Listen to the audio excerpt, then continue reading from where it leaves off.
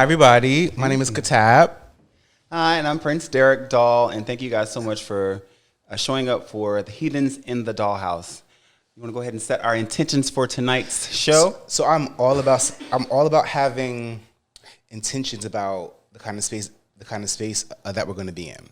And so it's called Heathens in the Dollhouse. And so I'm the heathen, and he's the dollhouse. Really? So I think let's kind of give some context about what that means. My whole approach is kind of like being unapologetic about my life, who I am, and what I have to say. And so the dollhouse is...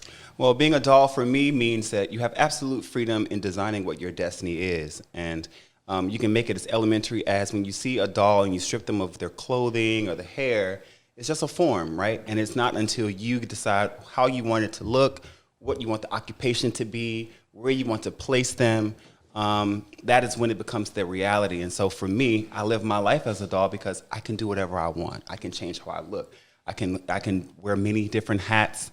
I can believe what I want to believe and change my mind tomorrow and think something else because that's part of my sovereignty as a human being, part of my freedom. And so that is what life is like in the dollhouse. And so Heathens in the Dollhouse is going to be a safer space to have unapologetic, candid conversation that is powered by love and creativity.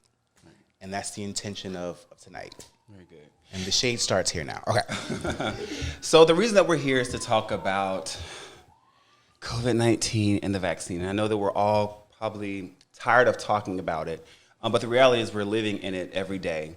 And our goal throughout this conversation is just to kind of share some facts and some alternate facts that we've been dealing with over the past 2 years since the pandemic, how we have come to our conclusions about vaccination, our mobility during this pandemic, some of the stories about why we're like a COVID couple. He hates when I say that, but we're a COVID couple. And we met before COVID, so... Right. But then again, and then give you all the opportunity to offer some questions and some dialogue as part of this conversation. So recently, there has been a study put out from advisory.com about millennials and Generation Z and have them having hesitancy of getting vaccinated. I want to start off by asking you, since you represent part of the millennial crew. I'm a geriatric millennial. Why are people hesitant to get this vaccine? Why do you think that people are hesitant to get the vaccine? I think it's many things. I think in one sense, we just don't always trust the government and trust the mass media. And so all the talk of COVID and all the ilk of it, because it comes from mass media, I think people inherently have a side eye about it. I think for the millennials and for the young folks, it's it doesn't speak to them. All the messaging has been about our parents and our grandparents and older folks and people who are health compromised. And if you're a young, invincible kind of millennial, you don't kind of feel like it applies to you. So all the emphasis on getting vaxxed and all that, it's well, I'm young, I'm healthy, and so why do I need it? Very interesting take. So for me, what I've been noticing is that certain agencies like the CDC are moving towards a FOMO method, right? So creating restrictions on persons who are not vaccinated kind of makes you supposed to be a reverse psychology, I guess. Well, let me get vaccinated so I can go to this restaurant. Or let me go to this, be able to go into the mall and just be free with everyone else, which moves us into the next space of motivations for getting vaccinated. I know that at the beginning of the pandemic, we get to take it back and do an anecdote now. Oh, God. We've come so far. There was this amazing party that was happening for someone's birthday in February 2020. And, we were there. We had a good time. Everybody's all dressed up. And then 2 weeks later, who knew? The world was shut down. We were stuck in the house. And I remember having conversations with people who didn't believe that COVID was real. Right. So I knew it was real. So let's be very clear. So like March of 20, actually, as the world was shutting down, I was on a plane going to another country. And the rumblings had been starting. There weren't really any cases yet. And it just seemed like I just wasn't into it. At the time, I was like, it sounds like the flu. And people don't really... It didn't seem as extreme as we learned that it really was, and so I was like, "What's the big deal?" And I wasn't really into it. And then as the world was shutting down, like I got on the plane, and then in 4 hours after I landed, the NBA had shut down. Tom Hanks and his wife got COVID, and it was like a whole thing, and then. Because it was so new, there wasn't any like real information out there. It was just like all these like memes and these theories. And I'm like, I'm not gonna base my life and my safety on memes and like Facebook. Right. I think that's where you and I differed initially, because I was the one that was taking it extremely serious. Like, I'm going home, I'm not leaving, I have 4 friends, and that's all I need.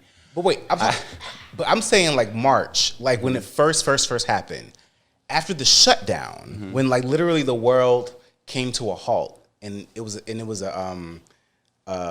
had the order to stay in the house. Then I was like, oh, okay, I'm gonna listen because but I was still like, but I listened. I stayed in the house. True. So I think that during that time that we're talking about, like you said, on Facebook, Twitter, and all this, the social media played a major role in disseminating misinformation, because kind of like what's going on now with this war between Russia and Ukraine, the first thing we opt to do is make a meme about it. I feel like that's our way. That's like a coping mechanism, right? And so there was so much conflicting information about this novel virus that you had one side who, like me, were like, okay, this is something new and they don't know how this is going to affect people. I know I don't want it. So I opted to be safe and careful. Like, you were literally the only person I was willing to break quarantine for. But on the opposite end, having friends and family, and I shared this story before, my grandmother, who now is 85 years old, I remember calling down to Louisiana when the first case broke out there and telling her, like, you know, you should probably stay in the house. And she was at the church giving out fish plates and at the store buying food for her sisters. And it literally took me, my uncles, and my mom to be like, you need to be in the house until we understand what this virus is and how it affects people. You got asthma, you know, and so there was a personal stake in it for me to try to be safe. But also, as the time went on, and they gave us the opportunity to create our bubbles, right? I remember going the back and forth of create your bubble, stay in your bubble. If you're in your bubble, you don't have to worry about masks and social distancing as long as everyone's tested. But that didn't work either. Because after that, everybody started popping up left and right, COVID positive, which led us down the road to vaccination. But I think the whole, like, people like who kept getting it are the folks to a large degree like that were like in the streets. They were like had to still work, or they didn't quite take it seriously, and they didn't have a bubble, and they weren't wearing masks. Like for me, it wasn't until a person who I knew well had got COVID, and then she got COVID, and then within like days it was like boom, boom, boom, boom, boom. It wasn't real until it hit like my, how do I say? It was real like after I knew people. Because in the news it was like, it's people in like other, it's Tom Hanks. Places. I don't know him. It was people, it didn't hit home. Yeah. And as soon as it hit home, then I was like, oh, this really is like a thing. But I was into like having a bubble, having a tribe.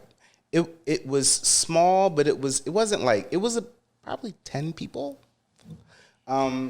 Because I was like, I refused to not live my life. I couldn't just like totally isolate. And so all of the folks in my bubble, we all kind of had the same approach. We're gonna all like be together. We're gonna all kind of be safe. We're gonna all take all the precautions. And so I felt safe in my bubble, and I still was able to live and feel like I'm living. Yeah. And I wasn't a prisoner in the house. Yeah, I had my 5 people, and that was it.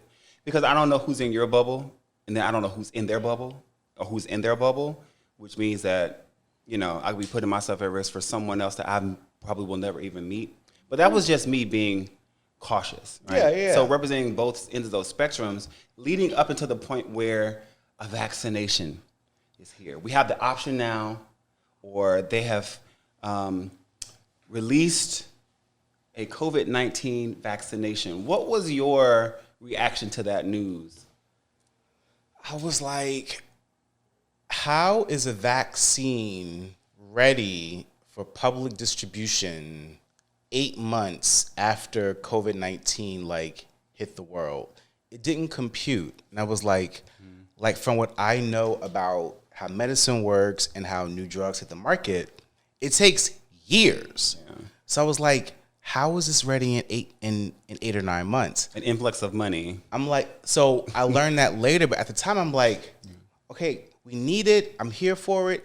But in general, I'm not really an early adopter. So I was like, let's let the other people like do it. Let me see what happens. Let me see like if they get any kind of adverse reactions. I want other folks who are like gung ho to get it, and then I'll get it later. Give me like a year. Right. Well, as leery as I was about COVID-19 and it being so new and spreading all over the world, when the vaccine came, I was very hesitant still. Because like one of our audience members said, I want to let the white people take it. And as an HBCU grad, I think that we can't help but sometimes think about our history in this country where our bodies have been used as sacrifice and for experimentation without consent or with ill intention. And so it kind of breeds like this generational mistrust, right? If you have grandparents and great-grandparents who can still recall, you know, that time in history, it can make you say, well, I'm gonna wait on this. Okay, coronavirus came out in October 2019. I'm gonna wait. I'm gonna see if somebody get another head or they start growing extra pinky toes or something. And then when they work that out, then I'll take it. But I think that there also goes to show, because we were talking about the millennials and Gen Z, is that they don't have that reference. I'm a millennial and I had that reference, but I think that when we're talking about today's generation who is, for most, lack of better terms, doesn't trust the government. Like we don't trust it because we have the access to information we have now. We know when you're playing in our face, and so it makes us question everything that you do.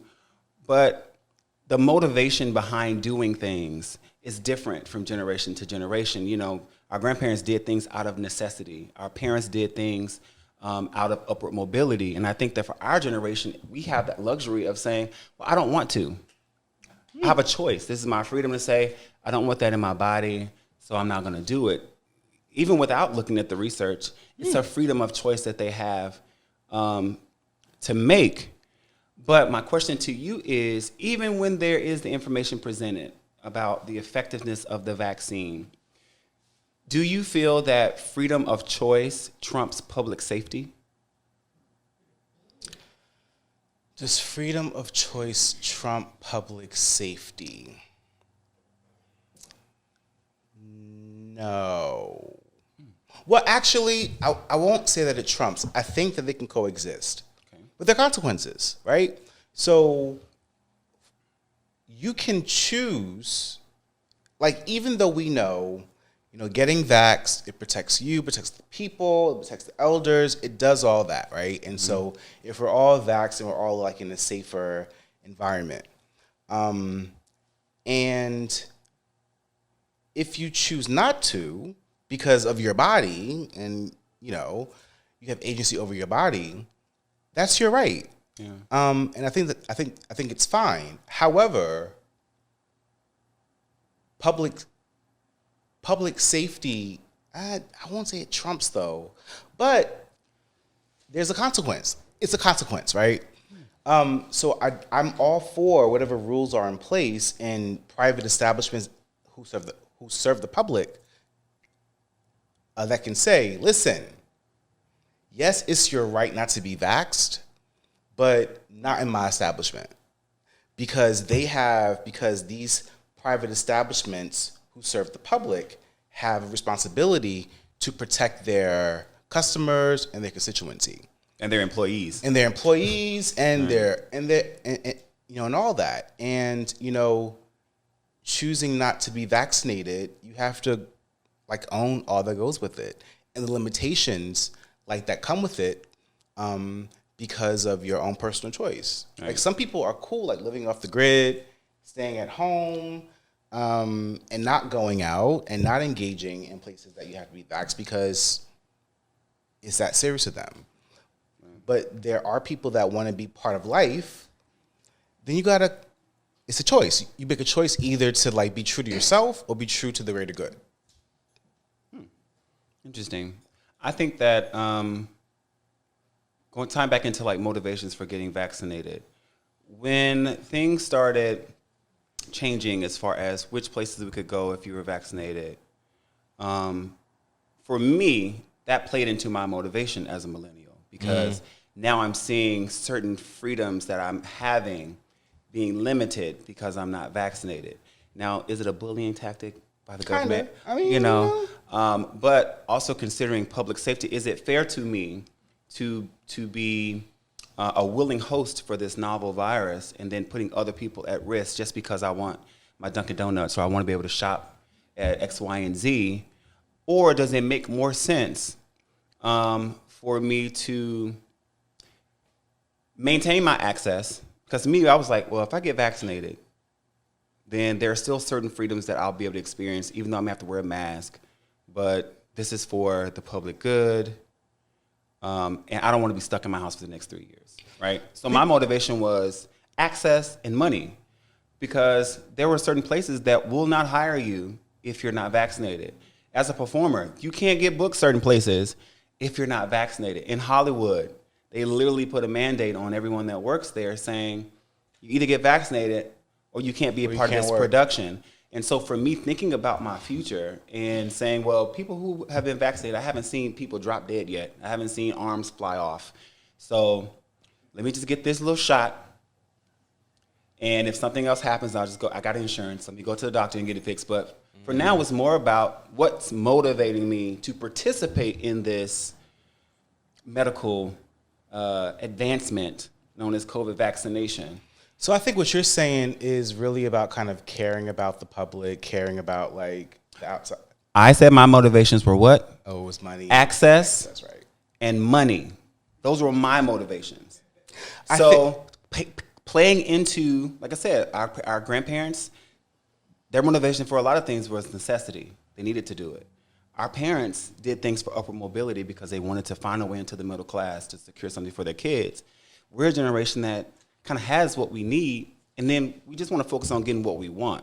Well, that's a good point. That is a good point. So having that freedom, if I'm going to have to take the vaccine and be able to travel, then I'll just take the vaccine and get on this flight. The travel, the access to the world, it really was something. That was the motivation.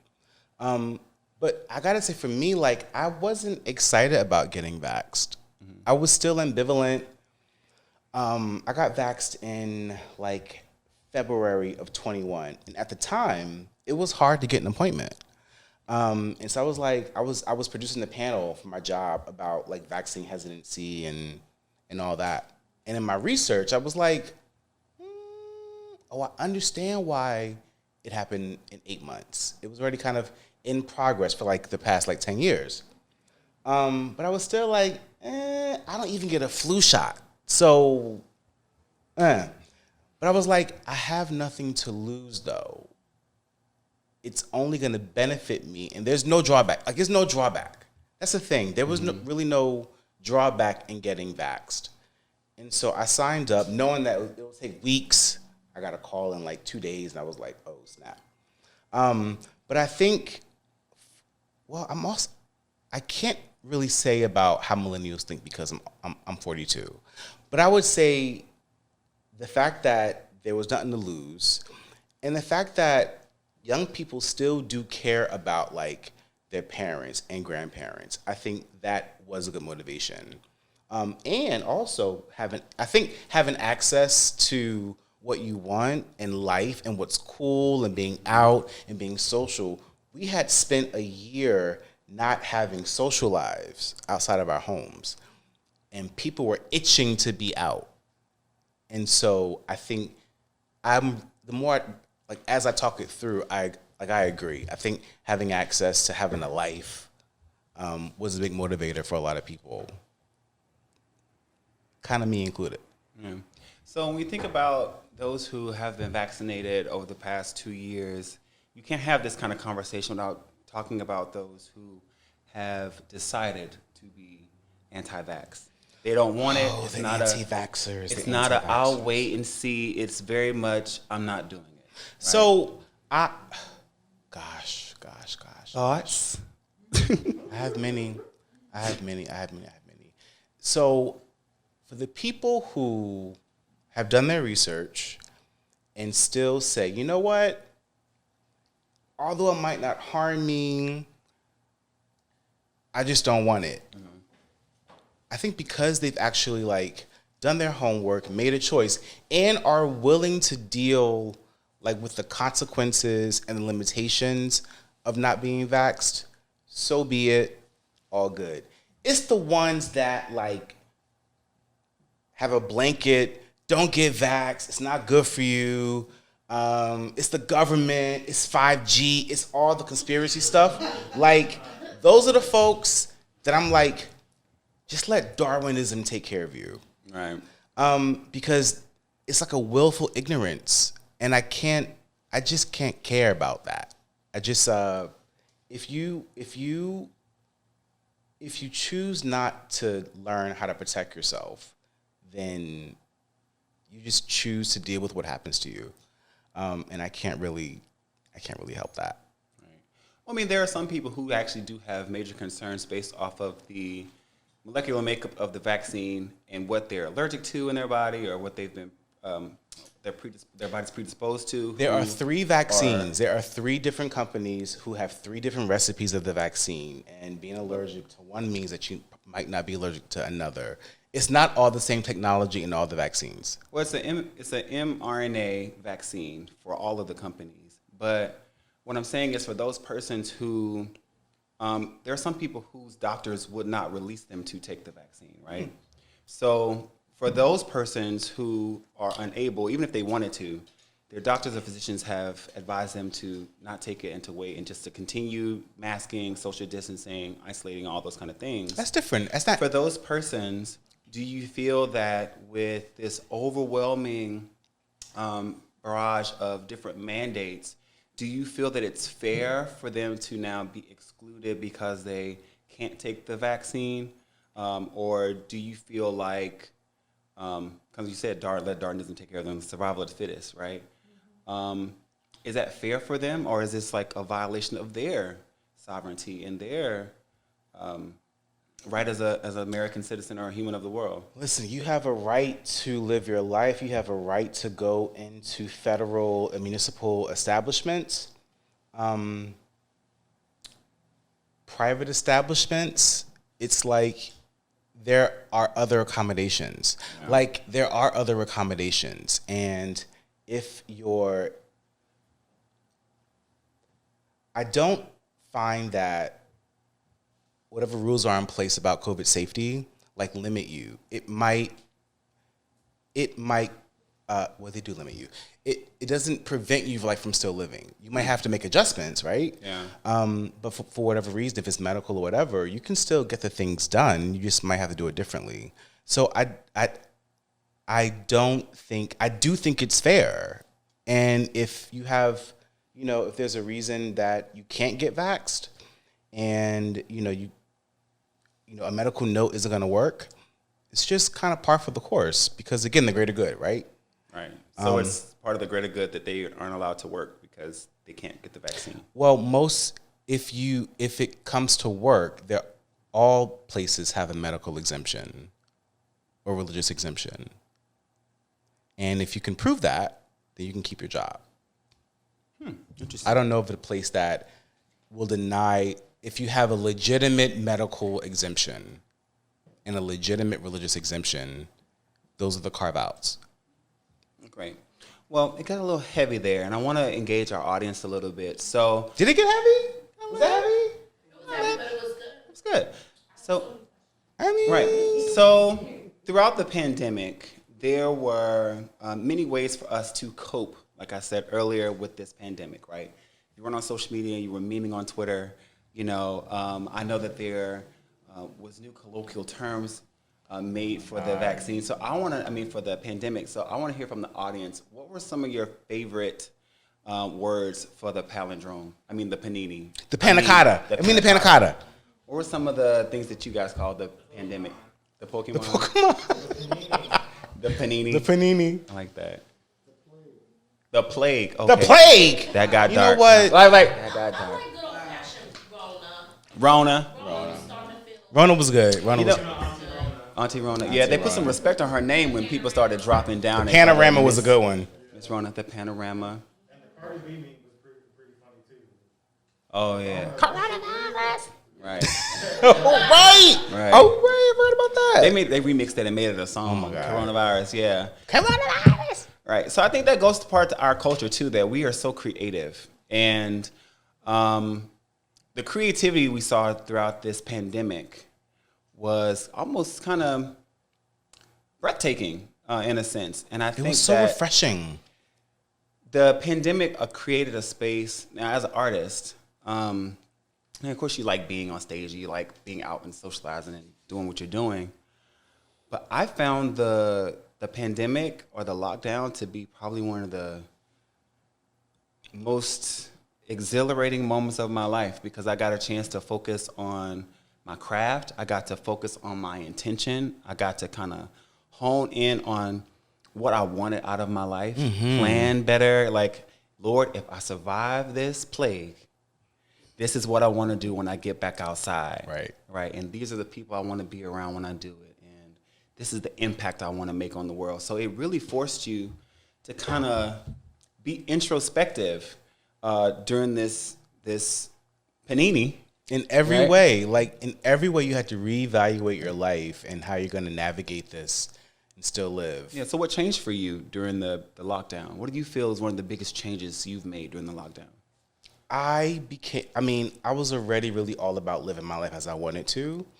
And my kind of circle of friends was always important to me. But in this, in the last couple of years, I really kind of honed in on to what's really important to me. What's really important to me at my core. I was always out in the streets. I'm a pretty social guy. And when I couldn't go out, what I realized is it's not going out and being out in the streets that I'm really into. It's like hanging out with my friends. So the settings just changed. And then like my friendships got stronger. My connection to family, some of them at least, got stronger. My time, my attention to myself and what keeps me happy and keeps me sane, I got really in tune with that. Because at what other time in my life are you forced to really like kind of like sit and be by yourself and think? I'm also like a kind of a malignant optimist, right? And so I have to always like find the good. I have to find the good, find the happy, find the silver, find the gold in any situation. And COVID, when it first hit, especially, was so surreal, and it felt so like the world is coming to an end. I didn't want to take that on. So I was like, how can I still like live and be happy? And I mean, I really love that time. What were some of the things that you did to protect or build up your mental health during that time of like isolation and I feel like I'm not interviewing like I don't know No, you, I but really like no, finding no. love and I like really finding did- love and balancing all of that during such a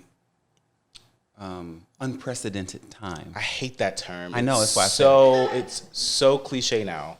I really, but I really did the things that I wanted to do, and I really wasn't. I became even more intentional about maintaining my connections with those that I loved, and forging new connections. You know, as a 40-something, it's like no new friends, and the friends that I was kind of making before COVID hit, I was like intentional. It was really like, do I want you in my life? The answer was yes. I did want you in my life. But like, it was like, I guess the thing that bubbles up the most is just intentionality became really key about everything. And that has carried over. Like, although COVID is still here, the whole restrictive nature of it isn't quite as present, but the things that I gleaned in that time are like kind of who I am now, right? I still don't care to be out in the streets as much because what matters is hanging with my squad, hanging with my tribe, and being with those like that I love. And I don't know that I would be as intentional about it if it weren't for COVID. Being like having my creative endeavors, you know, if I'm at home and I have nothing to do, just kind of like the all the creative things that I was working on, thinking about, I just had time to like do it or like be in it, and I don't know like when I've ever else had the time to be that still to like focus on things that I love. Yeah. How about you? What did you do? What did you take from it? How did COVID enhance your life? How did COVID enhance my life? Well, like you, it made me more intentional. I kind of had already been in that space for a couple of years already of just waking up every day and trying to be clear about what I wanted to accomplish and then being open to whatever new experience I would get. And as far as mental health is concerned, I think I really got into affirmations. Like, I got into them, like, really heavy, like, because I never knew what was going to come on TV. Like, listen, living and surviving through the Trump presidency was... Listen. It was just it was daily anxiety. You just never know what's Every going to day, happen. what's going to happen. And so it made me focus more on just protecting myself, protecting my energy, focusing that energy, and affirming myself. And kind of like just working through all the unhealed traumas that I had. And there's still some that I have to work through, but it made me think about those things, like enjoying my mirror time and being intentional about my baths. Like, that is my... You know, those damn baths, those Listen. 2-3 hour long baths. It's self-care. How do you not wrinkle? Okay? If nothing else, the pandemic taught me that self-care is the best care. You know, so yes, I'm going to take my 2-hour bath if I want to. And if I want to take a nap for 4 hours, I'm going to do that as well. I mean, Like, you said it's not enough. It's not enough. that's not a nap then, it's a full-on sleep. No, it's not. Know what I'm saying? Know what I'm saying is like, it broke me out of the robotics of daily expectations. Like the whole, like being up for 16 hours and sleep for 8 hours and you got to go to work. And no, the world is flipped upside down while it's on fire. Let me focus on myself and let me do things that make me feel good and that make me the best version of myself. So yes, if I want to sleep for 4 hours, don't call me because my phone is going to be on Do Not Disturb. I will see you when I wake up. If there's an email that I missed, I will get to it when I get to it because I'm taking care of myself. Boundaries. Right? Oh, Yeah, God. Boundaries. Creating yes. boundaries. Very much. Oh, you going to come over? Who all going to be over there? I want to go back to, so the, Like, intention was everything. I want to talk about work again, right? Mm-hmm. Because we're all working at home and time would blur. You were working at home. I was working at Amazon. I was in a warehouse every day. Well, those of us who worked at home, I will take that on as a privilege that I had a job that I worked from home. it was really easy to like blur the boundaries because time was nothing anymore.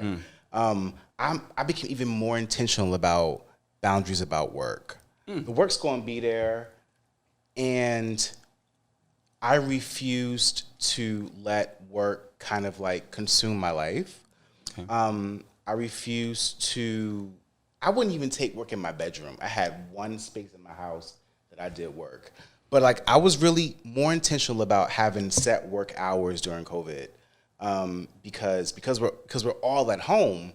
For some companies, it was an expectation of, well, you're home, you're available, answer me. I'm like, nah, motherfucker. It's like it's 6 o'clock. I'm done. I'll talk to you at 10 in the morning. But that also goes into self-care and boundaries and happiness and like, what do we need to do to keep our lives and ourselves happy and protected? Yeah, that's great. So back to vaccinations. Did we ever address like what is it incumbent upon us people to like spread the word of vaccination?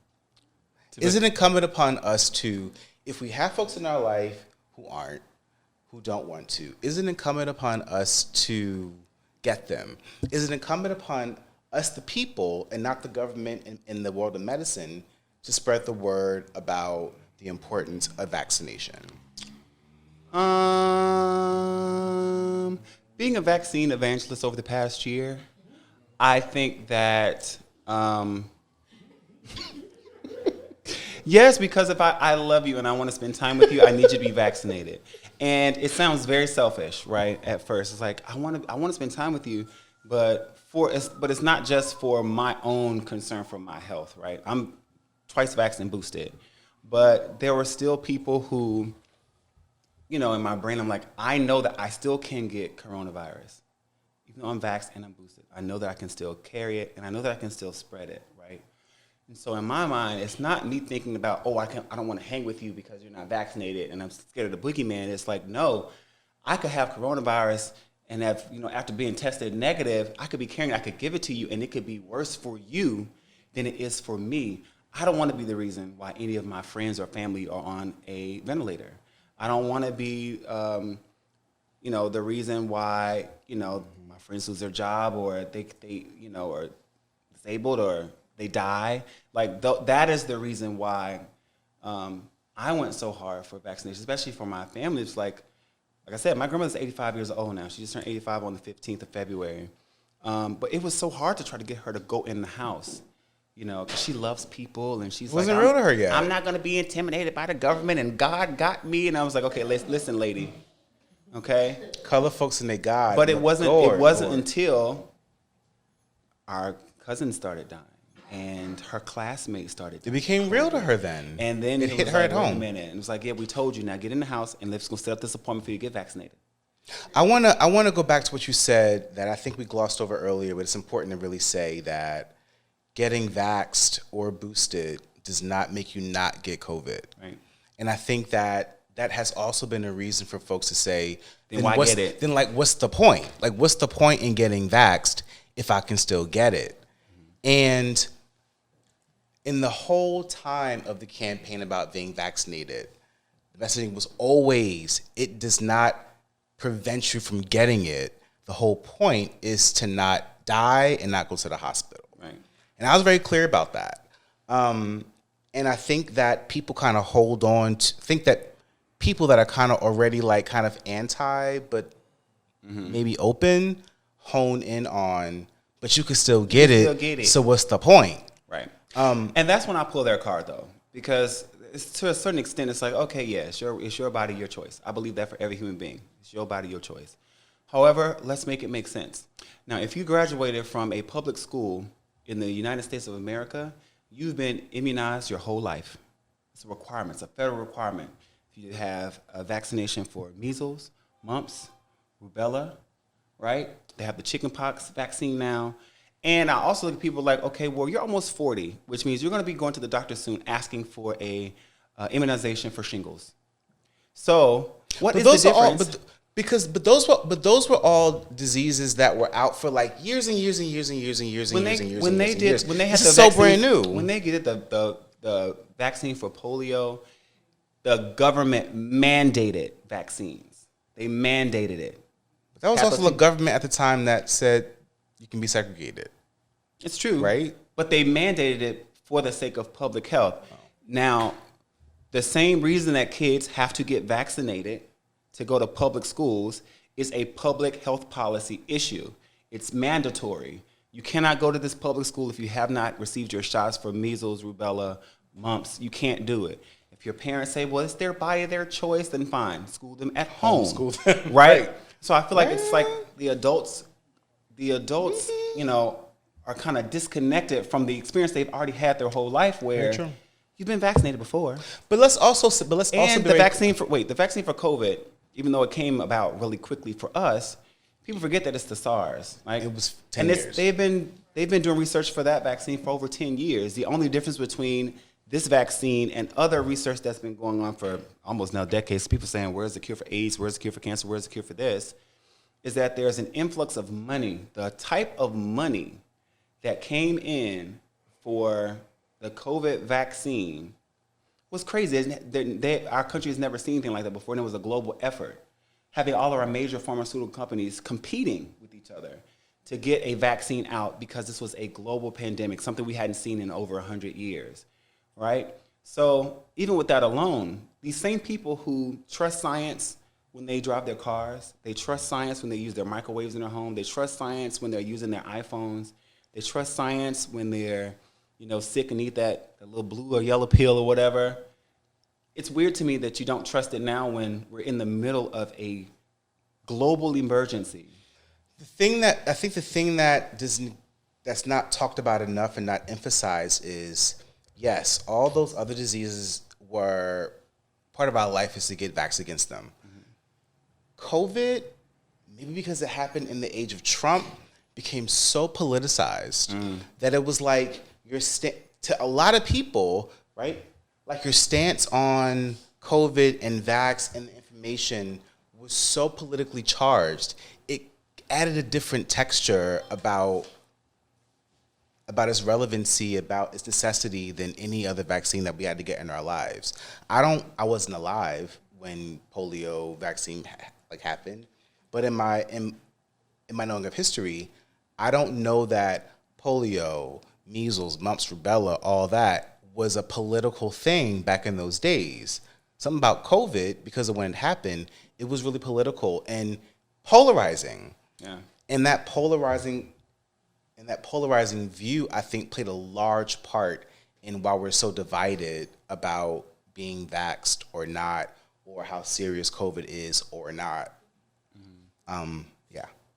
I mean, regardless of all of those things, I feel that COVID has affected all of our lives. Whether you decide to get vaxxed or not, we prefer that you get vaccinated. Join us on the light side.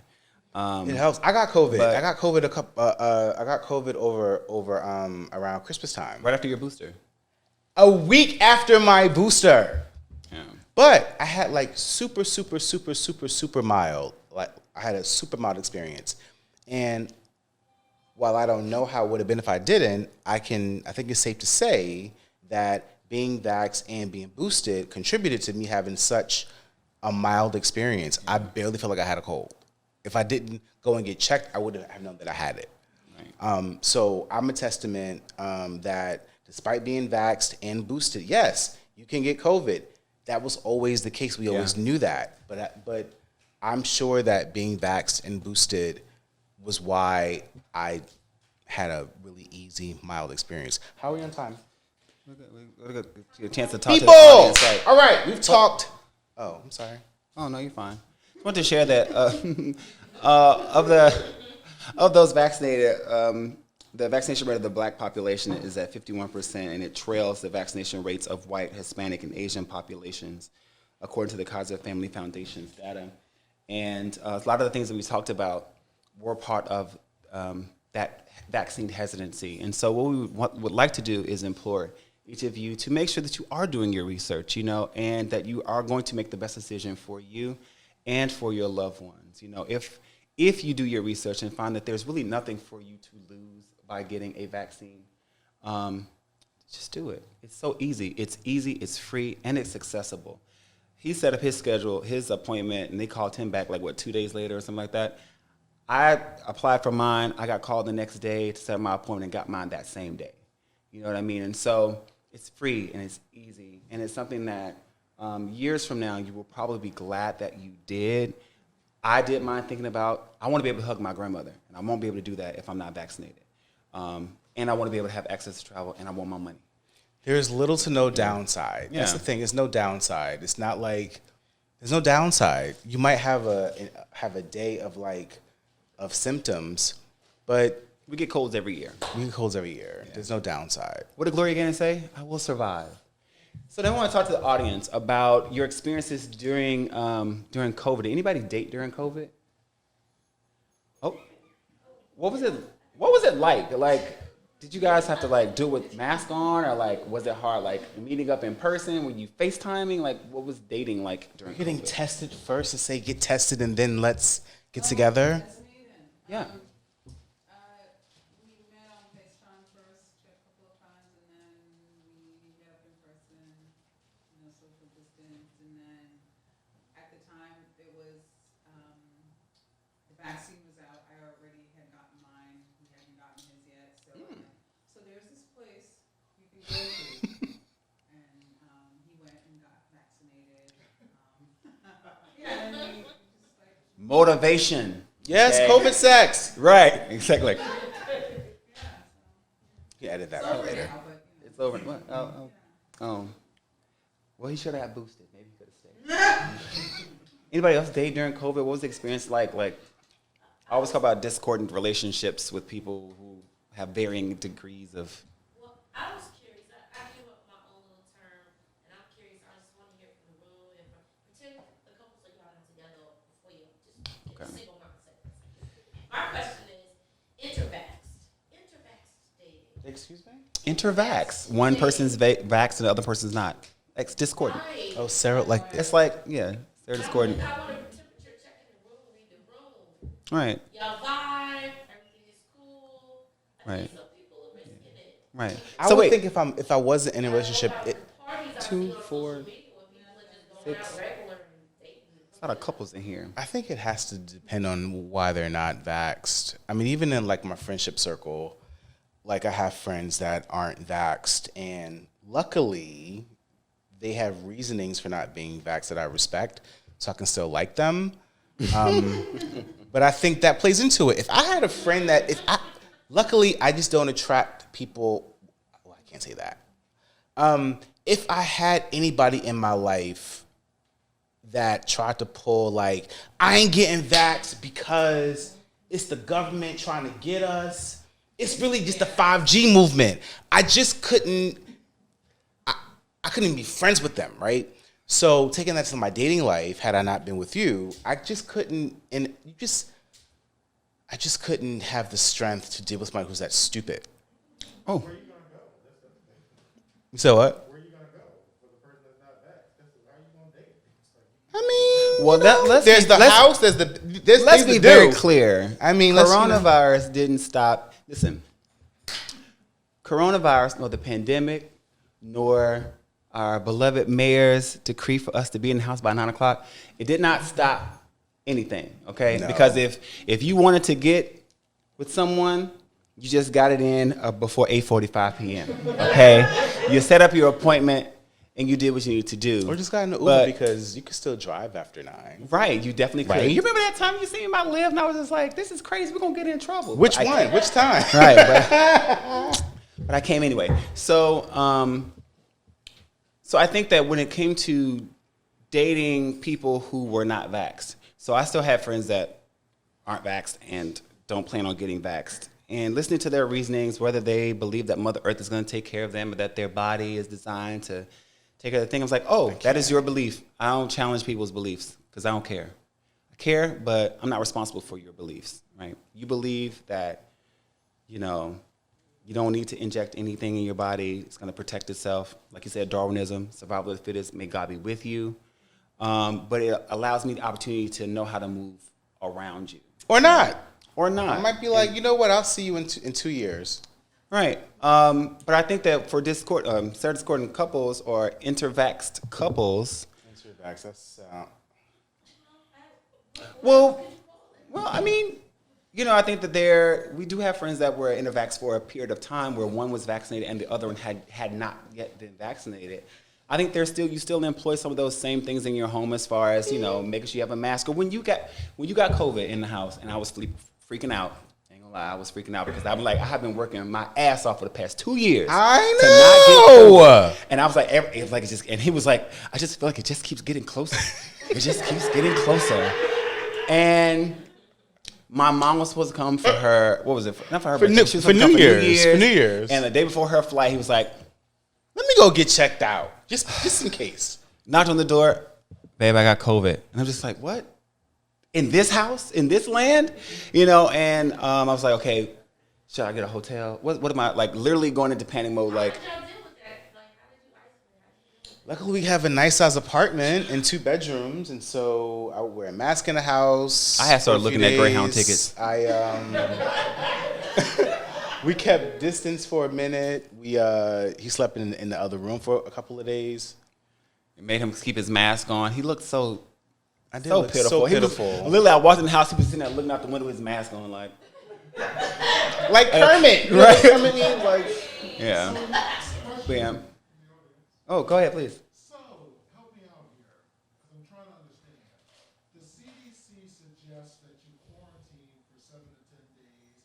They've since relaxed it and said To "We're 5. gonna go around, you can go to 5. So, did you not have sex for 7 to 10 days, or did you not have sex for 5 days? Let's get into it. Thank you. Inquiring minds, am I the only one that wants to know? Well, We didn't have sex. No, I mean we didn't have sex for. I don't know. I've been in this mode of not having a lot of sex lately, so we didn't have sex for like probably 10 days. I know. Who would think that? Who would think that like my whoredom.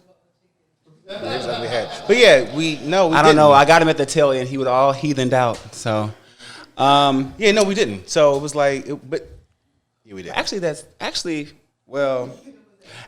was that one time. So, if we're gonna be honest about it, so he had COVID. Talk about it.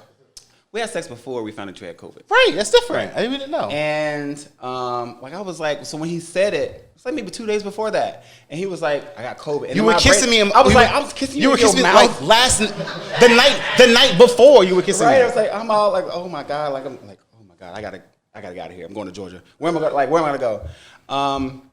But during the time that he was quarantining, I was very, very adamant about keeping enough distance, making sure the house is clean because I didn't want to get COVID. I also didn't know how his symptoms were going to turn out because I hadn't been that close to someone outside of one of my friends who had COVID, and they had it a lot worse than he did. Him having COVID was just him walking around with his eyebrows like this for 4 or 5 days. They don't move the same anymore. Right, because he couldn't go and do and be with his friends or whatever because he had COVID, and because my mom couldn't come and they could double team me. So maybe after the first 3 days, I'm in the separate bedroom, and it was actually a nice little vacation. Sometimes you just need, need a break. It's like when you sleep in there, spread eagle, get you your thing. I had the room to myself, watching movies, and then after day 3, I was just like, I'm over this. Like, if I'm gonna get COVID, I'm gonna get COVID. Mm-hmm. And then I just jumped into bed with him and was like, well, we'll just. You got how many days you got left on this quarantine shit? It's like the 2 days left. So y'all were like Jack and Rose on the Titanic. You was just gonna go there. Yeah, I mean we're in the same house, like. Enough of that. Enough of us. Yeah, So, is there anything? And I was vaxxed, so is I wasn't as apprehensive because I was vaccinated. If I was unvaxxed, I would have left the house. Is there anything that we touched on that you all want to question more, challenge, debate, come for, or is there any other points that you want to read? Yes, Donna. Yes. Okay. About jobs and about people not getting vaccinated for whatever reason and getting either medical or religious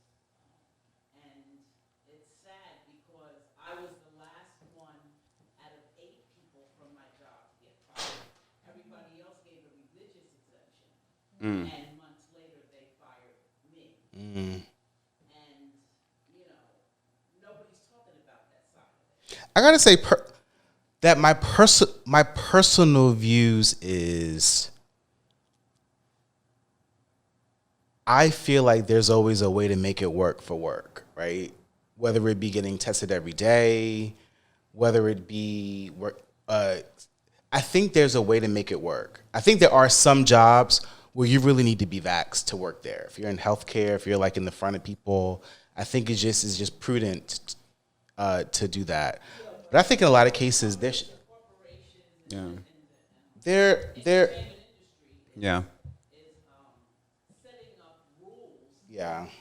which you aren't following, which was, if you give us a medical exemption, then, you could keep your job. Right. And I did everything that I was asked of me, and even more, I gave them 2 medical exemptions. Right.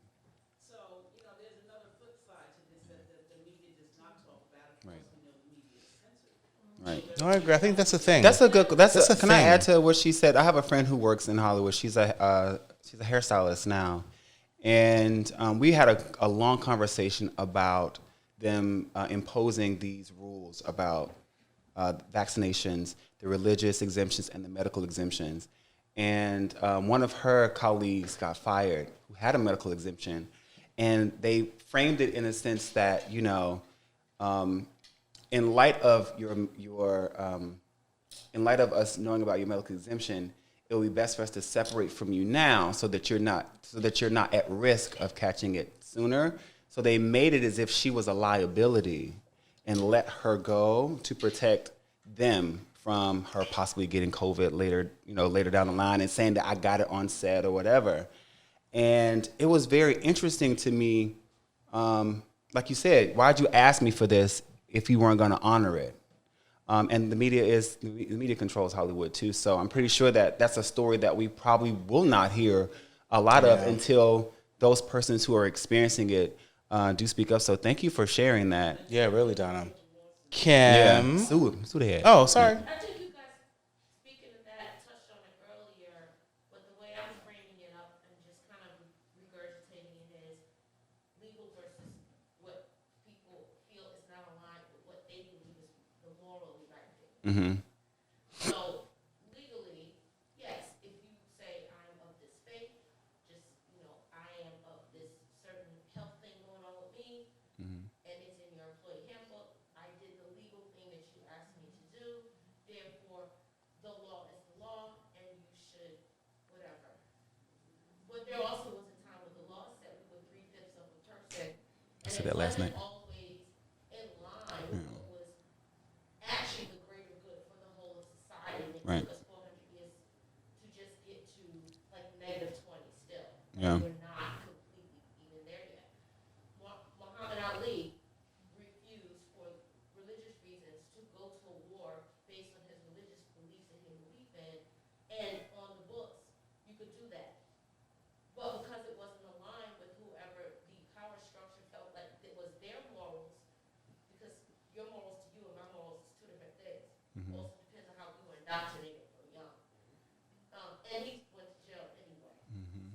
So it's just this whole dynamic going on. Like, so as much as Rockland Dunbar is suing for the same reason, he's an actor that got fired, he's suing.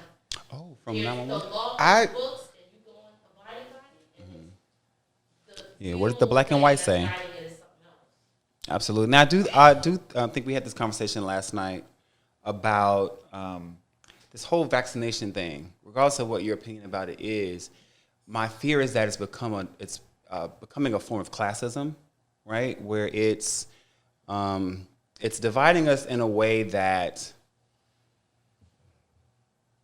is kind of similar to, well, you're black, so you can't come over here. This is whites only. It's the American way. Or That's what it is. or even when you're talking about like the first class trips in a plane, it's like being vaccinated. They've made it a privilege where it's something that's easy and accessible for anyone to do at this point, right? But being vaccinated is now being turned into like some special privilege or a special class of people when Is it though? yes, there was a whole yes. Yeah. And if you would like to get some Vaxhole merchandise, please let me know after the thing. We do have Vaxhole merchandise. But yeah, like it's more like it's becoming like a caste thing now where if you're not vaccinated, even if we don't know why you're not vaccinated, there are certain things that you're just not invited to. There are certain places that you cannot go into. You can go to New York and say, I have a religious exemption for not being vaccinated. It's apples I'm and sorry, pears. it's our policy that you can't come in here. It's apples and pears though when you compare it to like a caste system, because the vaccine is available to everybody in every economic system. Most. Am I wrong? Internationally, It's not right. Well, I'm in America now. We're in America. Right. Other countries I can't speak to because we ain't equal, right?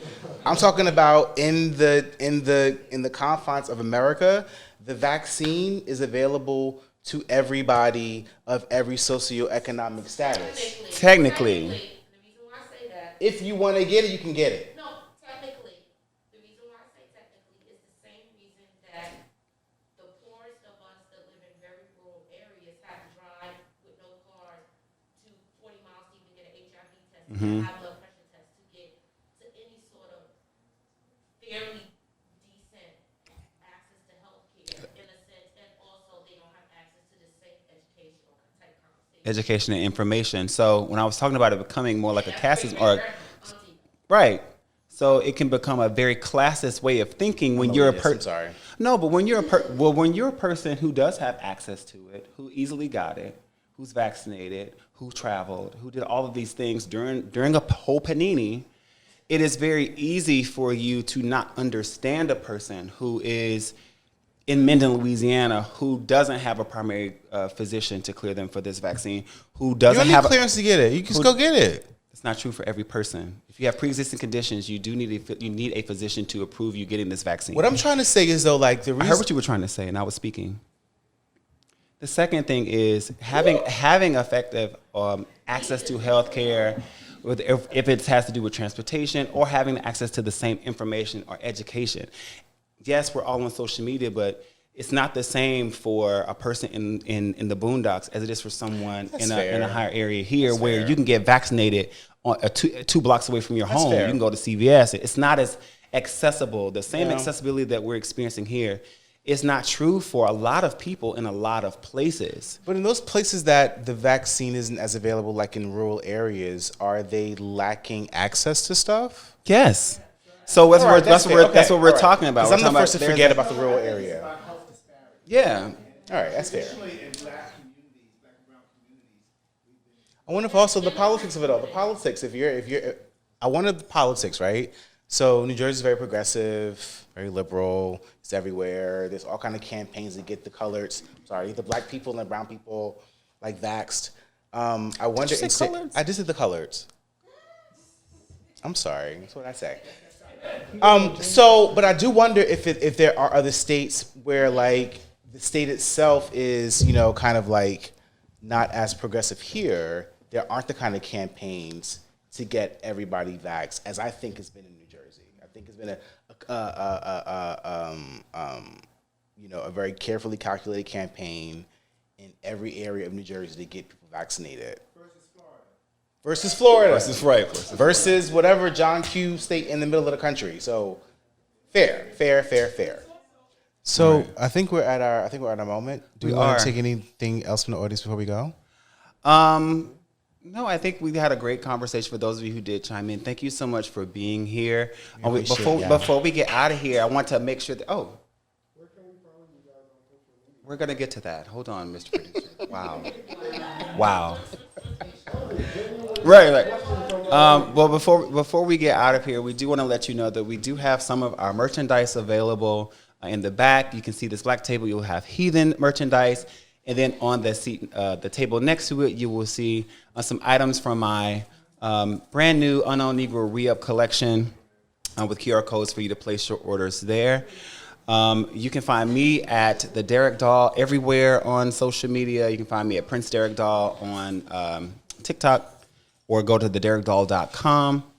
Where can you find you? You can find me at K Ibn Latif on Instagram and TikTok. My website is theheathensguide.com for my line of shirts. My podcast eventually will come back, and I also have a spice in the sauce that's like it's a whole thing, right? Yeah. But for today, I do have merch back there. I have hoodies and T-shirts for those who are interested in my stuff. Yeah, and you can follow us both on Instagram at Contanzo_, and follow what it's like to be a heathen in the Dollhouse. So thank you guys so much for coming through. We'd also like to thank our sponsors and partners, Lincoln Park Coast Cultural District, Lincoln Park Music Series, Humans Be Kind, Partners in Hell, Newark Pride, and all of everybody you who's here who listened to us wax poetic about stuff. Yes. This has been Heathens in the Dollhouse. Good night. Thank you.